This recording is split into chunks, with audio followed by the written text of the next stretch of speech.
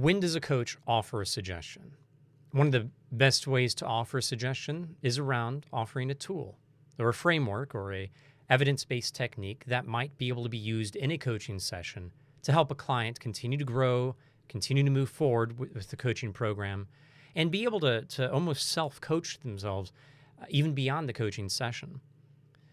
The general rule of thumb, especially when beginning the coach training process, you want to avoid suggestions almost entirely, though. Anything from like a personal, this is what I would do if I were in your shoes, needs to be kept to minimum, if not less than minimum, like 0 is ideal. We want to tone down that muscle as much as possible so that we know when we should use that muscle. It's very similar to the idea of a closed question or an interruption.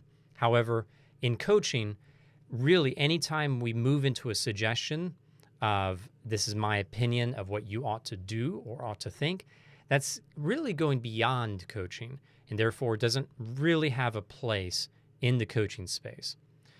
So setting that type of suggestion aside, we're looking at suggesting a possible direction of where the conversation could go around a tool or framework or exercise technique that fits what the client is talking about, their agenda, their outcome that they want from the coaching session, or something that helps them address an area that is a part of the session where they're kind of stuck.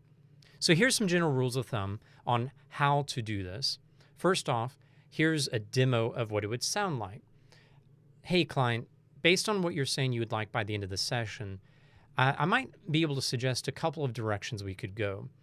We could look at tool A here, and here's the outcome of what this tool could provide. Or we could look at tool B over here, and here's what this one could do. Which of these tools or what else might you like to focus on with our coaching session going forward here? You'll notice a few different things.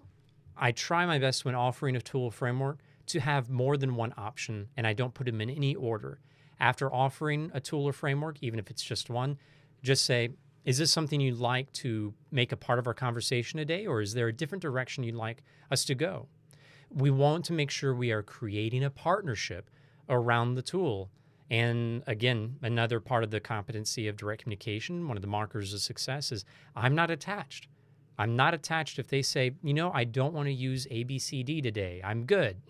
Then great, let's go a different direction and keep digging. But oftentimes a client will appreciate this, and it's often when they're feeling stuck. They don't exactly know where to go with the conversation. Or maybe they're even directly asking their coach for advice. That can tend to be the best place to offer a tool, framework, or whatever. Just something that helps guide the conversation without making the coach go into full-on expert and advisor mode.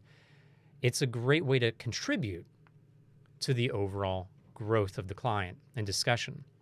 Now, on that idea of being an expert, a good tool is going to be one where we could be like, oh, here's the information from the tool. Let's look at it together. Not let me bring this to you. I'm the expert about it. Let me teach you it. That's teaching, that's training, and that's different from what we're talking about. We want to look at this information together. We're going to learn about this client and their reflection through the tool together. I don't know what that has to do with it, but hopefully that helps make a bit of sense. We're not coming at it from the expert or trainer mode. We're learning together through this technique. Tools should never run the session either. Once a client digs into a tool and they say, sure, we can definitely add that to the session, I think that'd be great. The coach should have these check-ins built into the exploration of the tool. Every once in a while, you want to check back in and see if this is still the direction they'd like to go. Once they're buckled in, they have to be able to unbuckle if they'd like to. We don't want them to feel stuck for 30 minutes in our little tool or framework if it's not really working for them. So we want to check in. Is this tool or framework working for you? The best tools are able to open a conversation further, not just grab at a solution. Now, there's some tools that can be very useful in setting up action steps and plans and accountability. Those are focused on narrowing, but they're not the depth of coaching. Great tools and frameworks are going to open up clients' awareness and not have a specific direction, especially that they have to go with the tool.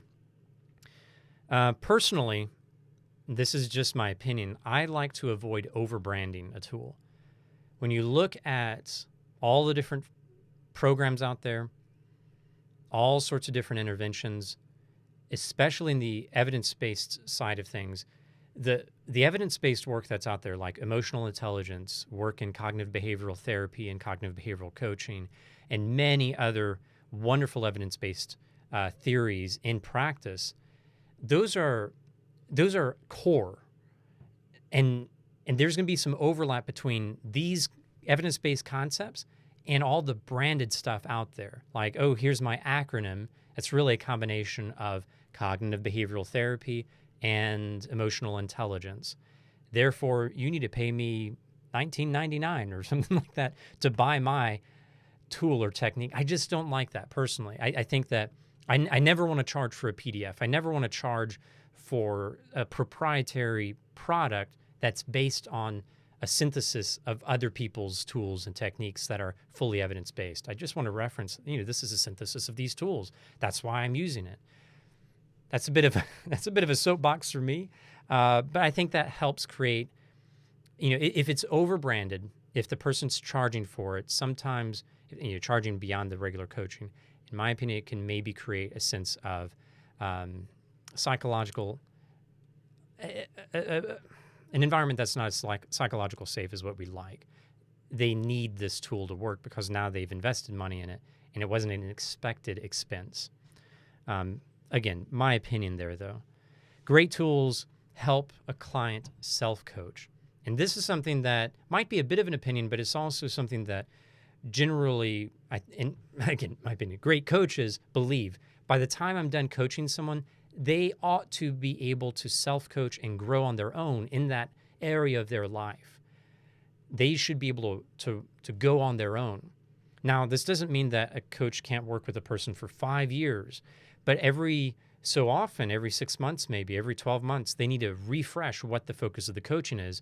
Because if we've been coaching on career development for a year, that person should have their muscles in that space exercised. And now we can pivot to a different element of their life and their development. Maybe they're going to more so look at, instead of career transitions, now they're going to look at leadership development, executive communication, whatever it might be. But we're going to refresh that. And so a big theme for good coaching tools is that these help the person continue to coach themselves. Whenever they run into a similar situation, they pull this idea back into their mind, and they're able to make the most of that experience they had with their coach on a similar related issue. And I think that about wraps it up. As I'm looking at my notes here, we want to open the conversations. The tool never runs a session, and we want to partner around the use of it. Hey, client, if you want to have a better understanding of how to prepare for meeting with your manager tomorrow, there are these really useful frameworks that I've picked up in my coach training, and here they are. Would you like to use either of these in our coaching session today, or is there another direction you'd like us to focus on? That partnership helps provide direction without going into expert mode. Hope this is helpful. Keep coaching, keep growing, and thank you for tuning in.